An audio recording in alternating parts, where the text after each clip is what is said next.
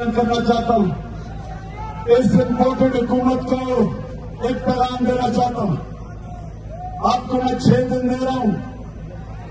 6 दिन के अंदर आप इलेक्शन अनाउंस करें। जून के महीने में इलेक्शन अनाउंस करें और असेंबलीज डिसॉल्व करें। अगर 6 दिन के बाद ये नहीं करेंगे आप, तो मैं सारी अपनी कौम को लेके वापस इस्लामाबाद आऊंगा। आपके पास टाइम है। गवर्नमेंट आपसे चल नहीं रही,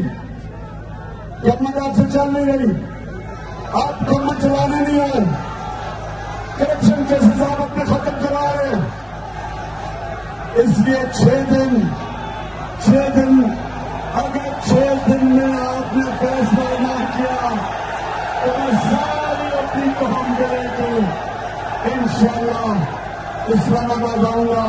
और इस बारी कोई रुकावटें नहीं होंगी, क्योंकि सुप्रीम कोर्ट का हुक्म है कि कोई किसी किस्म की पुरअमन एहतजाज पे किसी किस्म की रुकावट नहीं हो सकती। तो इंशाअल्लाह पंजाब से भी सारे लोग पहुंचेंगे और इंशाअल्लाह जो मैं चाहता हूं कि 20 लाख लोग इस्लामाबाद में हम इकट्ठा करेंगे अगर आपने इलेक्शन अनाउंस किए। पाकिस्तान जिंदाबाद।